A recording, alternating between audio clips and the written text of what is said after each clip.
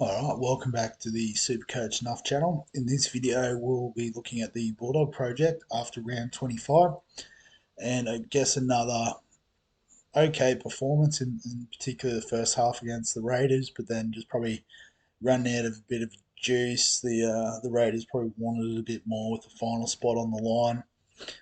And yeah, so I guess another game closer to a Mad Monday for the boys. In terms of our super coach, we scored 1,211, which was top 26% of the round, which is slightly above our season rank. So we've gone up 500 spots. Um, we're pushing towards maybe the top 45k. Definitely look entrenched in the top 50. But if we have a look at our side, we don't have any trades left. So this is the squad that we've got. Harry Grant was our captain this week and probably let us down a bit with a 59. Red Marnie with the 48, just solid in the middle as ever, but probably wasn't a lot of attack going through him. The Dogs, from what I saw, I didn't see the whole game. I should have probably said as well.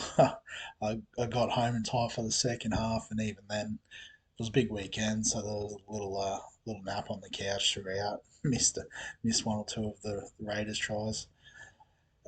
Big Tino with 63. Fanua Blake with 65. Ruben Cotter with 53 as well. So really solid returns from our front rowers. But obviously Payne Haas will be a nice in for us this week. Our back row, Dave Fafita with a 79. Nicola with a 57. And Liam Martin with an 80. So I did see Liam Martin scored a try. And I think given the Penrith's nice run home, he's going to actually be a really handy point of difference for us.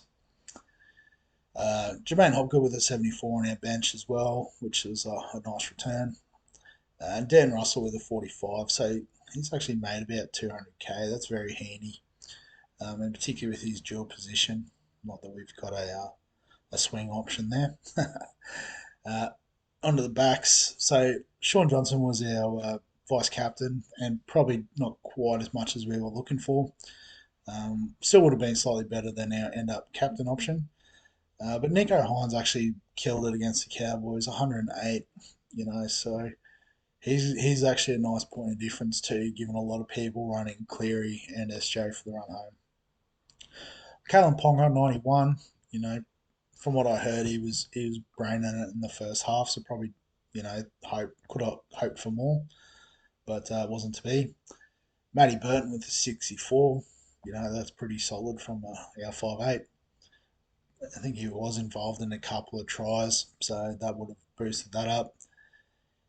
Solid effort from the back line. So we've got Joey Manu with the 70, Ruben Garrick with the 68, Kiraz with the 61, Avarillo with the 55. He actually looked really good, Avarillo. I'm surprised he didn't get more attacking output. But again, like I said, I didn't see the whole game. CNK with the 61 as well at the back was very nice, but we'll be glad to have Reece Walsh back this week.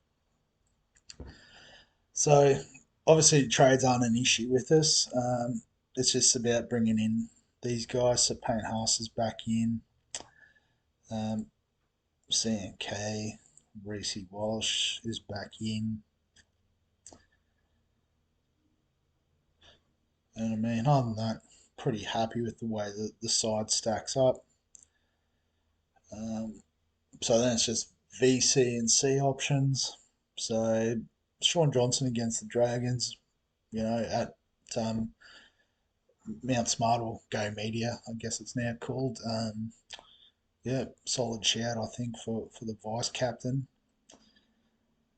Captaincy, you could be a bit interesting. So we've got Harry Grant playing against the Titans. There's always a chance of them going well against the Titans. I guess, you reverse it. Big Tino and Big Dave Fafita could run through their forward pack. The Storm's forward pack hasn't been overly convincing lately. Nicker in the last game, maybe not. Hopgood, who's he got this week? They got Penrith, so that's going to be a tough one. So probably actually Nicker will be on the bench, given the timing of the games. Yeah, they both play fairly early. That's fine. Nico Hines at Newcastle. So obviously, if we're going to go Sean Johnson VC, he's not the captaincy option anyway. But if you like the Sharks, he could be good. We could always just go with Ponga. He's been killing it lately. We could be real sadistic and go with Garrick against the Dogs.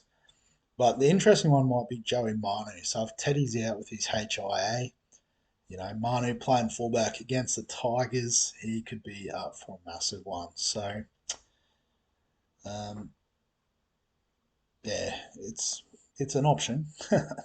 And Reece Walsh, is a bit of a flyer against the Raiders. Um, yeah, so I'm not really sure which way I'm leaning at the moment. Probably towards maybe Grant, still against the Titans. Especially he can carve up through their middle, perhaps. Yeah, I don't know. Well, we are still in our head-to-head league, so we could always try and match up with their opponent in the minor final, I think it is, whatever it's called. Well, public league. I didn't even realise I was in a public league. But this Capella Bar Cup that I signed us up for, we've done okay. We finished ninth in the league, and so got through to the